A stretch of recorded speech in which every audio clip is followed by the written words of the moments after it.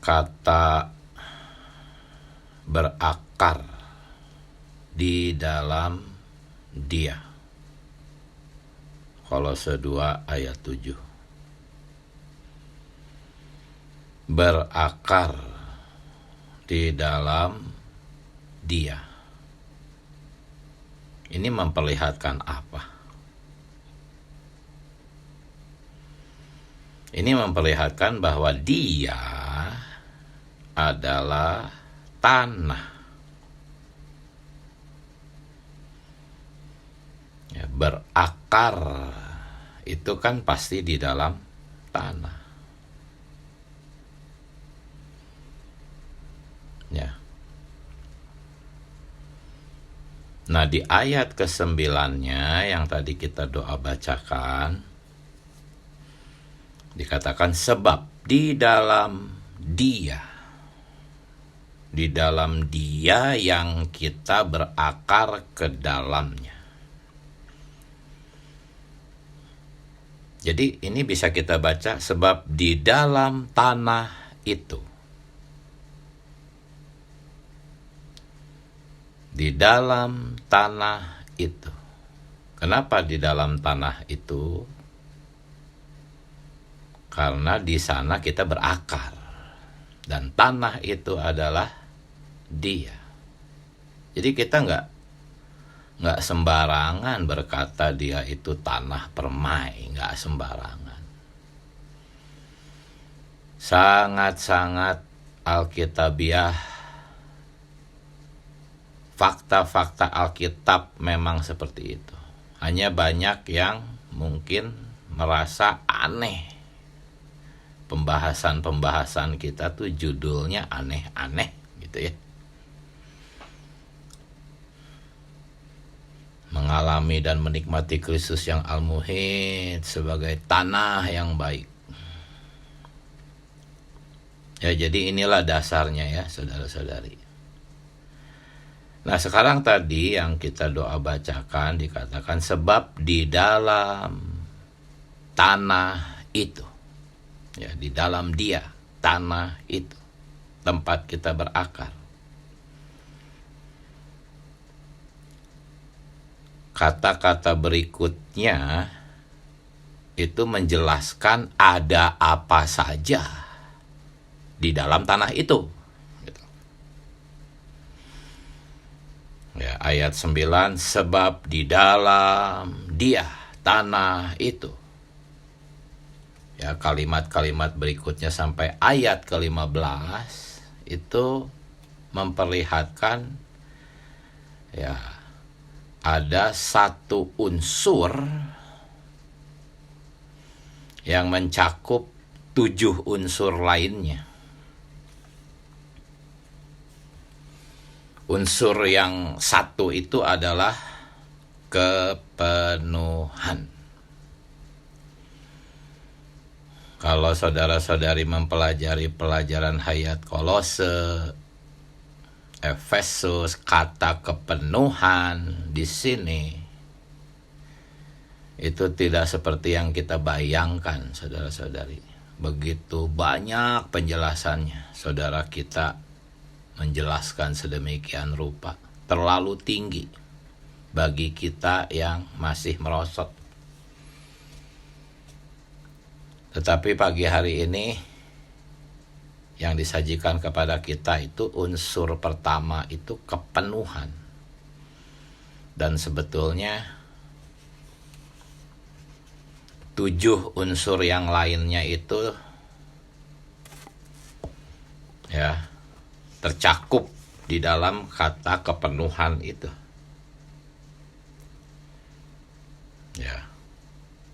Di pembacaan hari ini kan ada satu kalimat pengalaman penyaliban dan kebangkitan.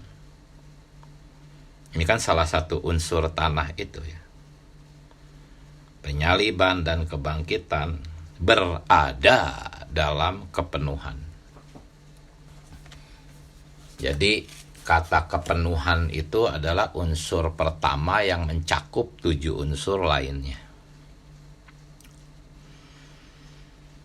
Ya, saya tidak tidak mampu menjelaskan makna kepenuhan ini secara lengkap, terlalu kaya. Saya masih harus menuntut banyak ini untuk dapat melihat makna kata kepenuhan. Saya coba baca-baca pelajaran hayatnya, yang di Kolose, yang di Efesus. Wah, saya nggak sanggup ngejelasinnya, saudara-saudari. Oh, Tuhan, saya sendiri harus dibawa lebih nampak ya, makna kata kepenuhan ini. Hanya ya, saya akan membagikannya menurut yang disampaikan di FKKP saja ya. Kata kepenuhan di sini itu sebetulnya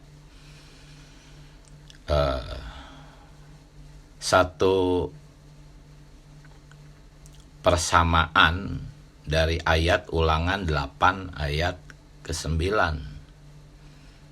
bahwa di negeri itu kita tidak akan kekurangan apapun.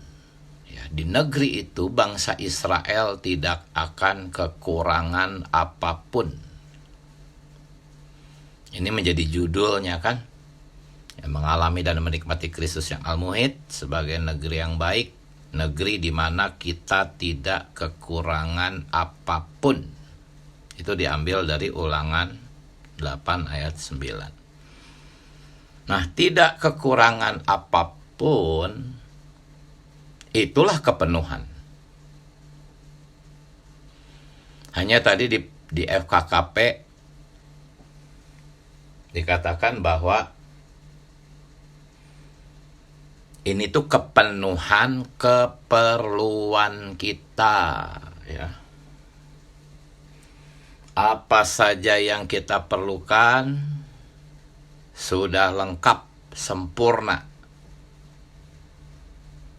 Ini tuh adalah kepenuhan apa? Kepenuhan keperluan kita, ya. Bukan kepenuhan keinginan kita. Orang yang tidak mengerti keperluannya, banyak keinginan, dan hasilnya tidak dipuaskan. Mungkin dia akan bertanya-tanya keheranan, mana tidak kekurangan apapun. Oh, saya banyak kekurangan. Saya perlu ini, perlu itu, belum dapat sampai sekarang. Nah, ini tidak, berarti orang-orang yang tidak puas semacam ini tuh tidak mengerti keperluannya. Oh, saudara-saudari, kita itu nggak ngerti keperluan kita sebetulnya. Andai saja kita mengerti keperluan kita, pasti kita akan berkata, oh, di dalam Kristus aku tidak kekurangan apapun. Ya, di dalam kepenuhan ini ada banyak berkat, saudara-saudari. Banyak berkat. Hanya kalau nanti kita jabarkan satu persatu berkat-berkat ini, yakni unsur-unsur tanah itu, saya nggak yakin apakah Anda bisa tertarik kepada berkat-berkat ini.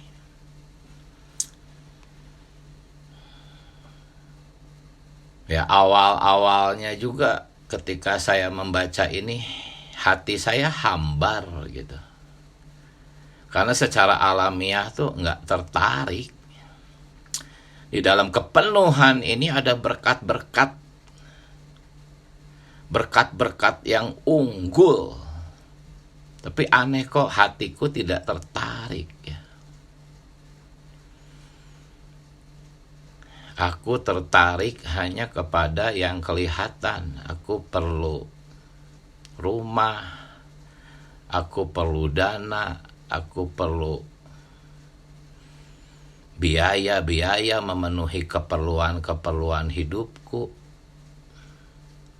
Yang sesungguhnya itu sebetulnya banyaknya bukan keperluan tapi keinginan, sehingga kita nggak puas. Bingung dengan judul FKKP ini, negeri di mana kita tidak akan kekurangan apapun. Bingung bacanya. Bingung itu karena kita tidak tertarik kepada berkat-berkat yang terdapat di dalam kepenuhan ini. Ya. Tapi coba kita simak ya, berkat-berkat apa aja ini. Semoga Tuhan mencelikan mata kita dan membuat hati kita berminat gitu. Tertarik, terangsang untuk mengejarnya. Terangsang untuk berdoa, Tuhan berikan aku berkat-berkat ini Tuhan. Nah, kalau sudah bisa doa semacam itu dalam kesungguhan, Tuhan berikan aku unsur-unsur tanah itu Tuhan. Nah, itu berarti udah celik.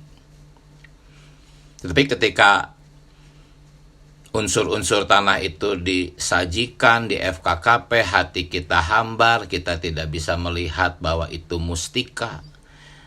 Ya, penyajian berita ini tidak membuat kita berdoa, Tuhan tolong saya, berikan saya unsur-unsur itu. Kata Tuhan, tinggal di dalamku, seraplah aku, maka unsur-unsur itu akan memenuhimu dan kamu akan puas. Arti puas itu artinya merasa cukup, merasa tidak kekurangan apapun. Oh, semoga berita-berita ini benar-benar membuat kita merasa tidak kekurangan apapun. Kalau setelah berita-berita ini disampaikan, Anda masih mengeluh, merasa kurang, merasa Tuhan belum mengabulkan doa-doa Anda, oh sedih. Berarti itulah daging. Sebelum kita berakar di dalam tanah itu, ya kita berakar di dalam daging, saudara-saudari. Baik, apa saja kepenuhan itu? Ya, kepenuhan itu adalah sesuatu yang lengkap, sempurna, dan akan digenapi secara penuh kepada kita. Hasilnya apa? Hasilnya puas. Ya, puas. Nah, berkat apa saja?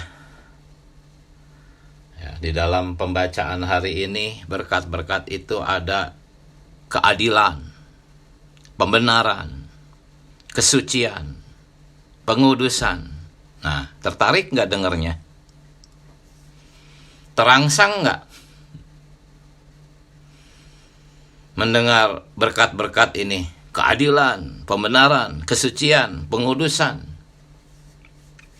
Kalau mata kita dicelikan, itu seperti orang lihat duit gitu. Ijo langsung matanya. Terangsang dia. Oh Tuhan Yesus, berikan aku berkat-berkat ini. Keadilan. Apa itu? Ketika Anda diperlakukan tidak adil oleh situasi, oleh orang, Anda merasa puas. Anda berkata, Tuhan, Engkau tidak pernah salah, Engkau adil, Engkau benar. Walaupun kita sedang diperlakukan tidak adil. Banyak orang mencari keadilan di negeri ini, di bangsa ini, di negara mereka. Mana ada, nggak ada keadilan. Semuanya itu berpihak kepada mamon. Rakyat kecil ditindas. Kita pun juga sering mengalami ketidakadilan, baik oleh keluarga kita, saudara-saudari, oleh bos kita, oleh orang lain yang berhubungan dengan kita. Tetapi kalau kita mengalami unsur kepenuhan ini, keadilan, kita merasa puas. Allah adil, semua baik, nggak komplain, nggak protes. Kita mengalami pembenaran, dan pembenaran di sini objektif dan subjektif. Bukan hanya dibenarkan secara objektif, artinya diampuni, tetapi kehidupan kita pun mengalami pembenaran. Kita bisa menjadi orang-orang benar dalam perilaku, perkataan, kehidupan. Tertarik nggak berkat ini? Atau Anda hanya sibuk dengan keinginan-keinginan Anda? Ingin kaya lah, ingin makmur secara materi, ingin sehat. Ya, pembenaran di sini itu kita dibenarkan, ya, dalam hayat dan sifat, sehingga kita menjadi orang-orang benar, menjadi memiliki satu kesucian hidup, bebas dari dosa, bebas dari keterikatan dosa manapun, kecanduan manapun. Tertarik enggak kepada berkat-berkat ini? Oh, semoga saudara-saudari terpancing gairahnya untuk berdoa, memohon Tuhan beri kami berkat-berkat ini, sehingga kami dikuduskan. Pengudusan itu adalah pertambahan Kristus, karena Kristus adalah Sang Kudus. Dikuduskan itu artinya ditambahkan Kristus ke dalam kita. Inilah berkat-berkat dalam kepenuhan itu. Ada keadilan, kebenaran, kesucian, pengudusan. Masih ada keinsanian yang dipertinggi. Wah, aneh ini, apa ini? Kalau orang-orang Kristen kebanyakan mungkin, apa sih ini, berkat apa? Keinsanian yang dipertinggi. Aneh itu bahasanya. Tapi inilah pemulihan Tuhan. Ada ungkapan-ungkapan baru di dalam pemulihan Tuhan yang harus kita pelajari.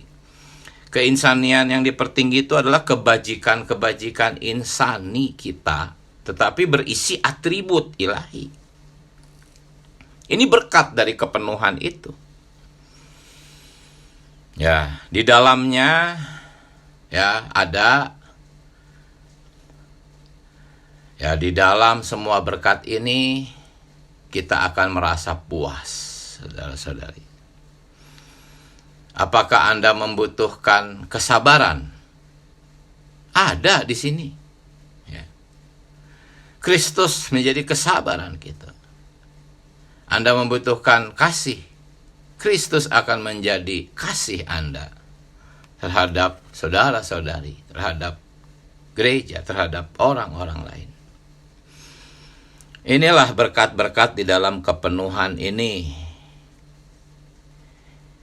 Ya. Kita tidak akan kekurangan apapun. Begitu kita mendengar judul ini, negeri di mana kita tidak kekurangan apapun. Secara alamiah, otak kita tuh langsung berpikir, oh berarti aku cukup semua kebutuhan hidup. Sembako, pakaian, rumah. Kasihan sekali kalau ke sana pemikirannya. Tidak kekurangan apapun tuh satu kata. Puas. Itu, ya. Satu kata saja udah itu. Di dalam kata puas ini mengandung kekayaan yang tadi. Cukup. Caranya adalah dengan menyerap Kristus, berakar dan menyerap Kristus.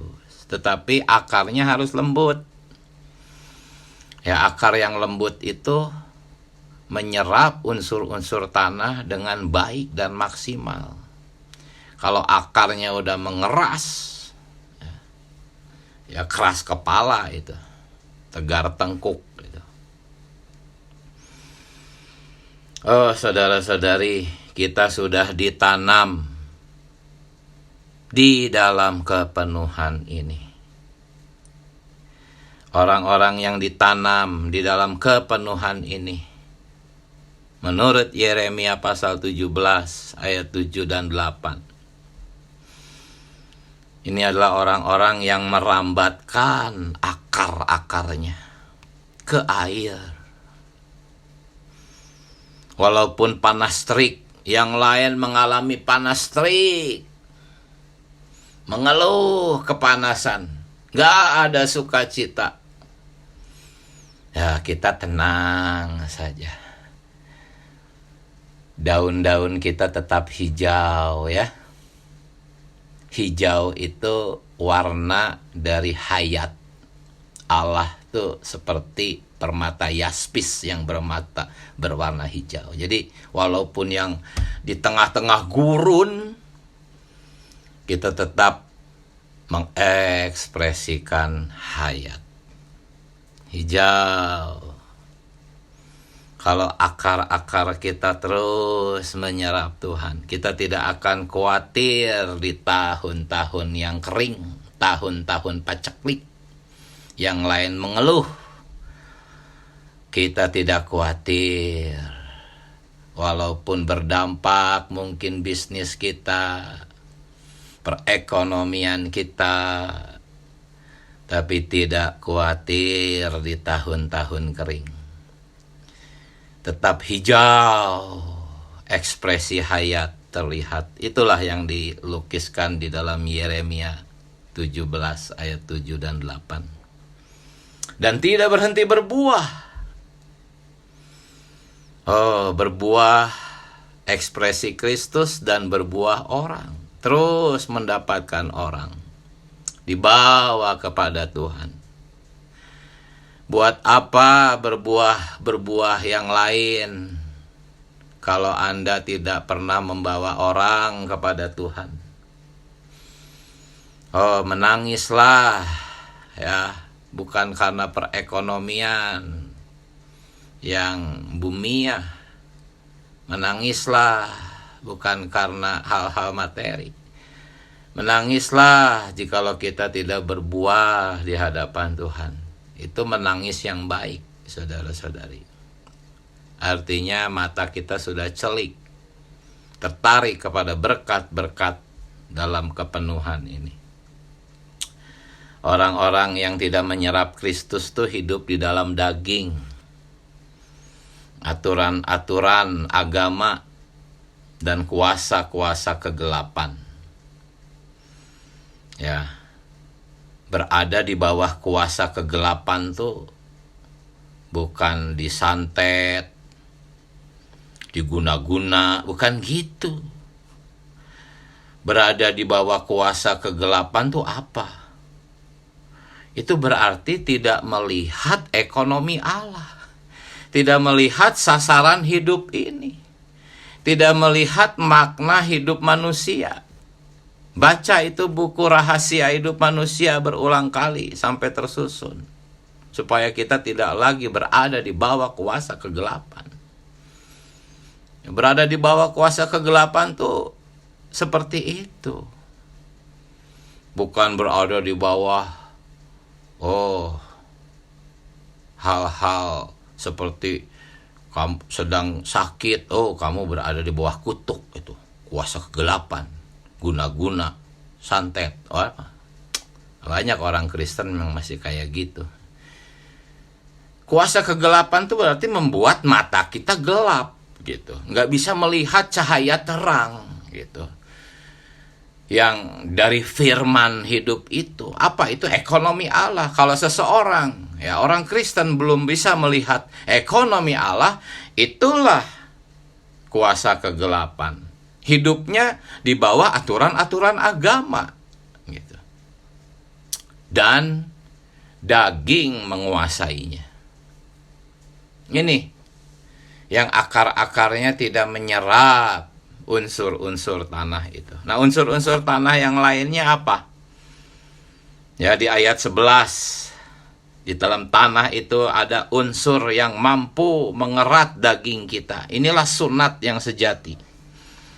Ya, bukan mengerat daging jasmania, tetapi daging di mana kita ini disusahkan terus oleh daging. Keterikatan-keterikatan, ketertarikan atas hal-hal daging ini menyusahkan kita, dan unsur dalam tanah itu bisa membuat kita terbebas dari daging.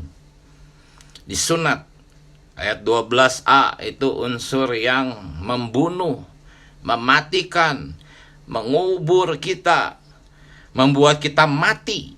Apa artinya? Kita mati rasa terhadap dunia.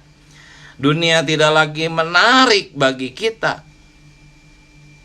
Tertarik nggak kepada berkat-berkat ini, saudara-saudari? Atau mungkin berpikir, wah, kalau saya mati rasa terhadap dunia, waduh, betapa tidak menyenangkannya hidup ini. Nah, itulah pikiran orang yang tidak tertarik kepada berkat-berkat ini. Kita harus tertarik kepada berkat ini. Berkat apa? Berkat dibunuh, dimatikan, dikubur, sehingga kita tidak lagi tertarik kepada dunia. Mati rasa terhadap dunia. Itulah maksud dibunuh, dimatikan, dan dikubur. Kemudian ada di ayat 12b itu satu unsur lagi yang membangkitkan. Setelah kita mati, kita bangkit. Ya, bangkit di sini tuh maksudnya roh kita tuh dilahirkan kembali dan bisa menyala-nyala. Biarlah rohmu menyala-nyala. Dulu kita mati, roh kita mati. Tetapi karena kita sudah mengalami khasiat unsur tanah yang membunuh, maka roh dibangkitkan, dilahirkan, dinyalakan. Itu sebetulnya adalah hayat baru itu. Ya. Anggur baru itu yang memabukkan kita, mabuk oleh Kristus, sehingga semua penderitaan dunia tidak dapat kita rasakan. Tertarik nggak kepada berkat ini? Semoga tertarik, ya. Semoga berminat dan berdoa, Tuhan beri aku berkat-berkat ini. Ayat 14 juga, ya, di Kolose 2 ini maksudnya yang tadi saya sebutkan, ya. Kolose 2 ayat 14 itu unsur membebaskan kita dari hukum-hukum tertulis. Membebaskan kita dari agama. Kita hidup lagi bukan di dalam pertapaan. Kita hidup di dalam hukum hayat. Ya. Kalau kita hidup di dalam hukum-hukum tertulis itu semuanya tuh formalitas, rutinitas yang melelahkan. Ya, kita sibuk bersandiwara, kita sibuk menjaga image kita. Tetapi kalau kita dibebaskan, maka kita akan menjadi orang gila.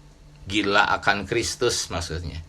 Tidak lagi hidup di bawah peraturan-peraturan. Orang mabuk mana bisa hidup di bawah peraturan.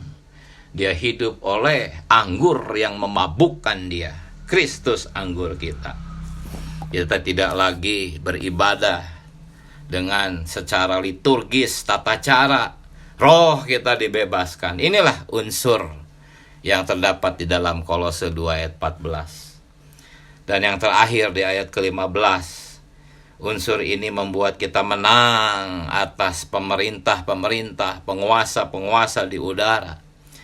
Ya, gereja lokal kita akan mempermalukan iblis. Setiap kali kita bersidang, iblis dipermalukan, iblis dikalahkan. Sidang pemecahan roti kita membubung, mempermalukan musuh. Semua unsur-unsur ini, jikalau kita serap, maka kita tidak akan gagal mendapatkan pahala. Ya, 2 hari kemarin kita sudah membahas hati-hati digagalkan pahala kita. Ya, dengan filsafat yang kosong, dengan ajaran turun-temurun. Ya, asas-asas pokok, berputar-putar di asas-asas pokok, itu semua akan menggagalkan pahala. Memang pembahasan kita ini bukan ajaran turun-temurun, sehingga pasti orang-orang Kristen tradisional ya tidak bisa melihat perkara-perkara ini.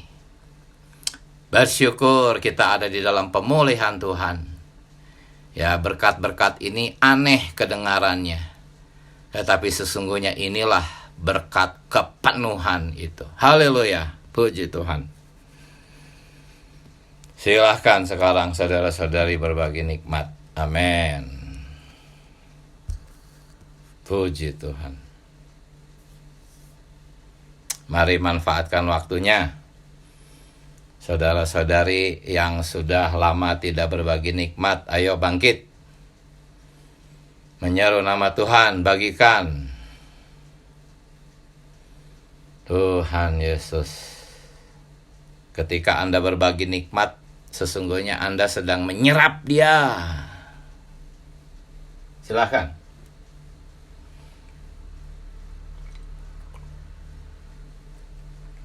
Puji Tuhan. Amin.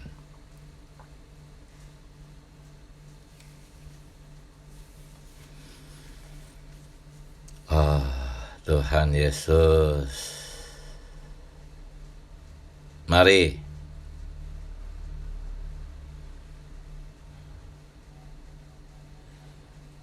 Silahkan.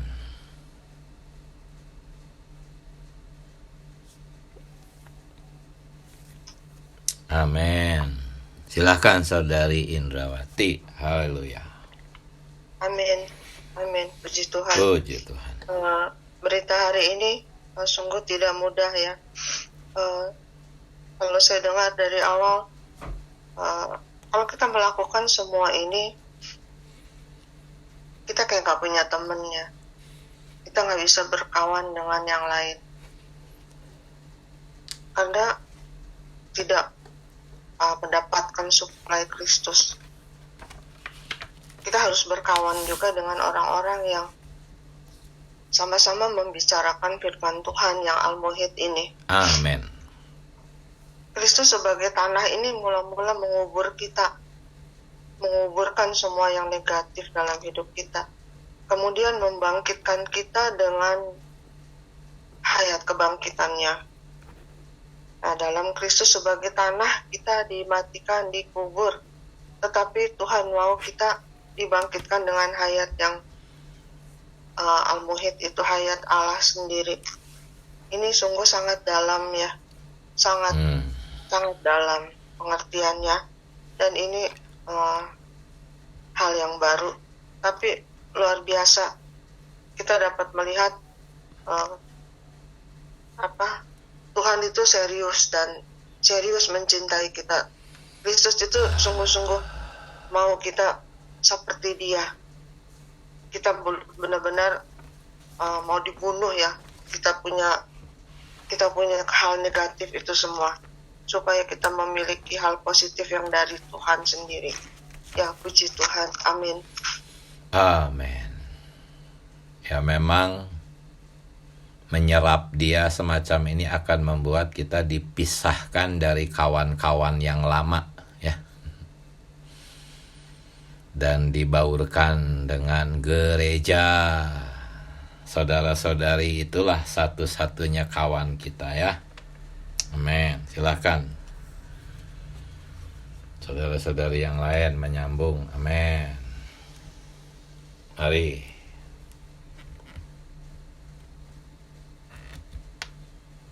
Tuhan Yesus.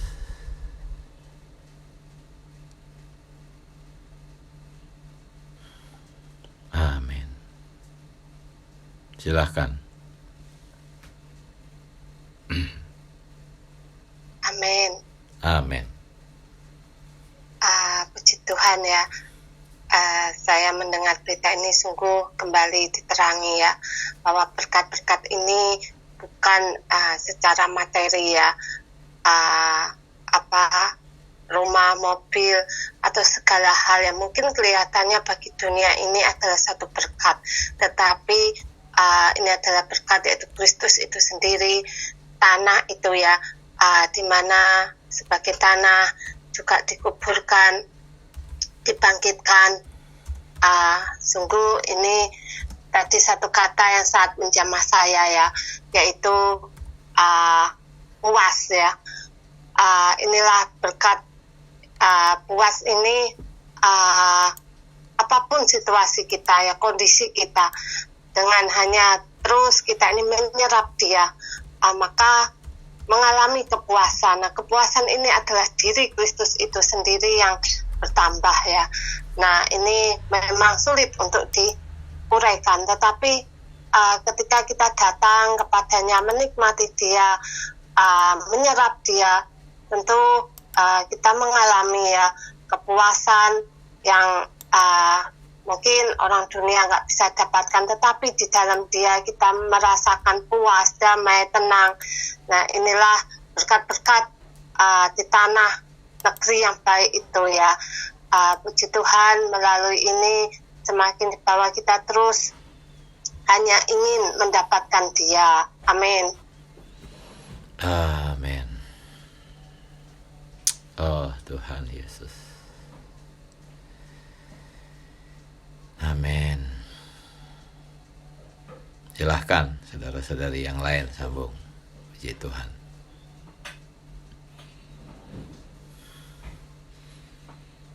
Ya, memang berita-berita di FKKP ini.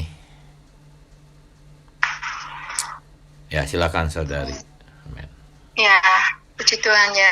Satu terang saya dapatkan lagi melalui persekutuan saudara di pagi hari ini, bahwa sebenarnya kita tuh nggak tahu keperluan kita. Jadi kita sering kali hanya mengetahui keinginan-keinginan kita, dan Allah tidak akan pernah ya memberikan apa yang menjadi keinginan kita yang banyak itu. Allah hanya memberikan kita keperluan kita, yaitu untuk supaya Allah itu dipuaskan di atas diri kita. Nah, ketika Allah dipuaskan ya, keperluan kita juga dipuaskan ya. Ini semuanya melalui kita itu ya menyerap dia di dalam firman-Nya, di dalam persekutuan tubuh ya. Kita akan mengetahui apa yang menjadi keperluan Tuhan ya. Sejatinya adalah keperluan kita. Sehingga kita tidak akan lagi seperti dulu ya, banyak ada kecewaan karena keinginan kita ya, banyak kita menjadi frustasi karena keinginan kita tidak dipenuhi Allah. Stop untuk itu ya saudari ya. Kita itu hari ini berdoa mohon supaya Allah itu mendapatkan keperluannya di dalam kita. Ketika Allah mendapatkan keperluannya di dalam kita akan mendapatkan kepuasan ya, bukan keinginan kita, tetapi keperluan kita yang dipenuhi oleh Allah adalah kepuasan Allah dan kepuasan kita. Puji Tuhan saudari. Amin. Haleluya. Puji Tuhan. Silakan, masih ada waktu.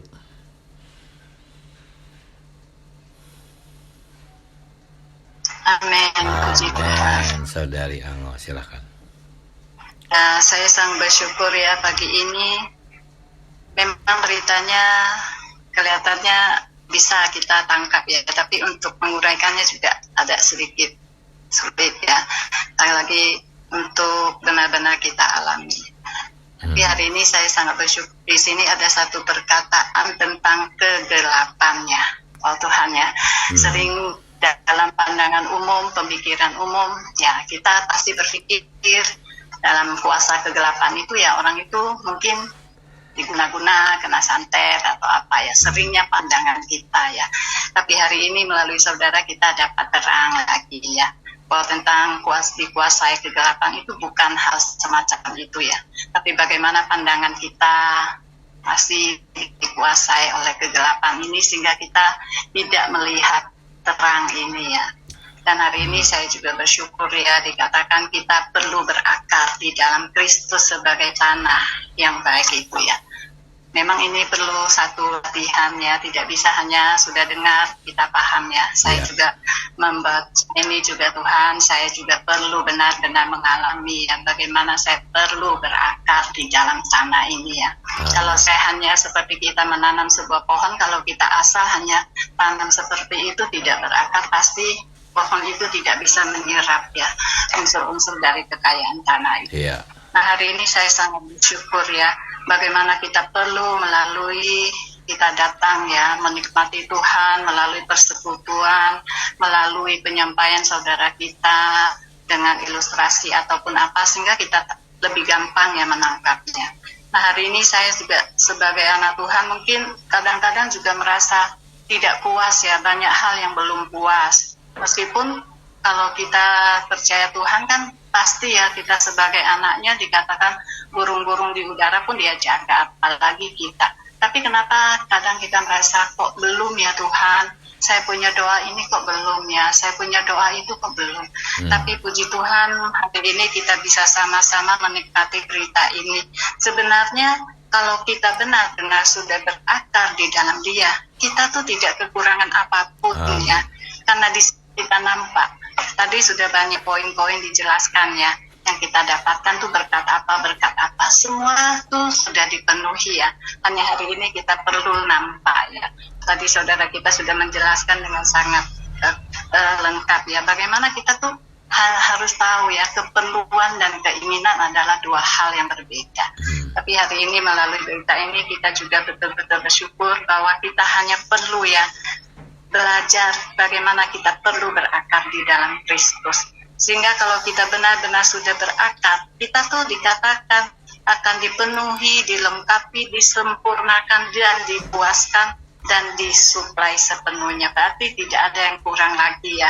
Oh Tuhan Yesus, saya juga berdoa kiranya berita ini juga membawa saya hari demi hari benar-benar mengalami ya, bukan hanya di dalam pengetahuan, tapi bagaimana saya perlu sehari demi sehari semakin berakar di dalam Kristus. Amin. Puji Tuhan.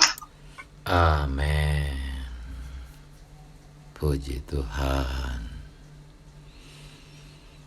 Masih ada satu orang, silahkan. Amin. Amin. Ya, saudara, silahkan. Jadi saya sangat tertarik dengan apa yang dikatakan di dalam Kolose 2 ayat 10 ini ya, khususnya di dalam apa yang dikatakan sebagai kamu telah dipenuhi ya. Jadi saya membayangkan ya segenap kepenuhan kealahan yang berdiam secara jasmaniah ya di dalam Kristus itu juga saat ini berada di dalam diri kita juga dengan skala yang sudah dipenuhi dalam hal yang sama ya. Ya walaupun ini memang saya kebetulan sudah membaca ke hari yang kelima juga, penekanannya dipenuhi ini bukan pada kepemilikan daripada kekayaan itu, lebih ke arah ya ekspresinya ya. Tapi di sini yang saya sangat merasa dikuatkan adalah untuk kehidupan keseharian saya ya, dan kita semua tentunya sebagai anak-anak Tuhan adalah bahwa di dalam diri kita itu juga memiliki kepenuhan ini ya, yang tujuannya adalah untuk di dalam hasrat hati Tuhan sendiri adalah supaya kepenuhan ini di dalam diri kita ya terekspresi ya. Lalu hal lain yang saya sadari adalah pada umumnya kita sehari-hari berhubungan dengan hal-hal yang perkataan juga yang digunakan di dalam Alkitab ya, keinginan, kebutuhan, keperluan ya, ya pada akhirnya semuanya ini ada dua arah ya, apakah ini keinginan kita atau keinginan Tuhan. Apakah ini kebutuhan kita atau kebutuhan Tuhan ya? Apakah ini keperluan kita atau keperluan Tuhan ya? Ya inilah pada saat hari ini di dalam ministry firman yang kita dengar dan kita dapat dari FKKP pagi hari ini membawa kita untuk bisa berada di dalam posisi yang tepat pada saat kita berhadapan dengan perkara-perkara keinginan, keperluan, kebutuhan. Itu bisa membedakan yang dari mana, juga yang merupakan hal yang menjadi sesuatu yang bagi kita sebagai suatu ukuran berkat ya. Apakah wujud berkat ini adalah berkat yang sebagaimana hasrat hati Tuhan dan pikiran Tuhan dan keinginan Tuhan, atau suatu berkat yang merupakan ukuran dari kita sendiri bahwa itu adalah suatu berkat buat kita ya. Dua-duanya sungguh sangat kontras sebenarnya, ada dari dua dunia yang berbeda ya. Ya, mudah-mudahan keinginan, keperluan, kebutuhan, dan sesuatu yang kita anggap sebagai berkat ini adalah kita berada di posisi ya keinginan, kebutuhan, dan keperluan dan berkat yang daripada Tuhan di dalam keseharian kita. Amin. Puji Tuhan. Amin. Haleluya. Mari kita menyeru nama Tuhan. Tuhan Yesus. Oh, Tuhan Yesus, bawa kami terus melihat berita-berita yang surgawi ini. Oh, tidak mampu secara alamiah kami mengerti, Tuhan. Bahwa kami terus berlatih roh kami melihat berita-berita ini. Tuhan Yesus, kami perlu hidup di alam surgawi untuk dapat memahami berita-berita ini, Tuhan. Melihatnya dan mengalaminya. Belas kasihani kami, Tuhan. Kami perlu diri-Mu memasuki berita-berita selanjutnya. Terima kasih Tuhan Yesus. Tuhan memberkati kita semua, saudara-saudari. Sampai jumpa. Amin.